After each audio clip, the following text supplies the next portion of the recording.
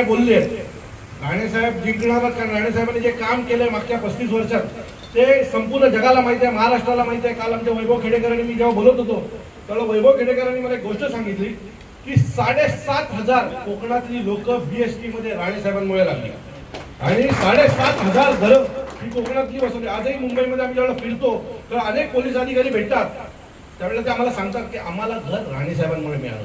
ज्यावेळेला ते मुख्यमंत्री होते त्यावेळेला जी आम्हाला घरं मिळाली ती प्रचंड मोठ्या प्रमाणात मिळाली होती. आम्ही काल सगळ्यांनी शपथ घेतली, ज्याप्रमाणे तो चिपळूणचा नाचा बडबडलाय त्यानंतर आम्ही सगळ्यांनी शपथ घेतली आहे की जोपर्यंत त्यांना पाडत नाही ना तोपर्यंत आम्ही गप्प बसणार नाही. काल मी मीडियाला पण सांगितलंय, नारायण राणेसाहेब ज्यावेळेला निवडून येतील त्यावेळेला पहिला मिठाईचा पेढा आम्ही स्वतः तुम्हाला आणून देईल. त्यामुळे आमचा प्रत्येक महाराष्ट्र सैनिक पूर्ण ताकदीने तुमच्या पाठीशी उभा असेल. आमच्या घरचा उमेदवार म्हणून आम्ही काम करू आणि राणेसाहेबांना निवडून आणू, हा आमचा शब्द आहे तुम्हाला. धन्यवाद.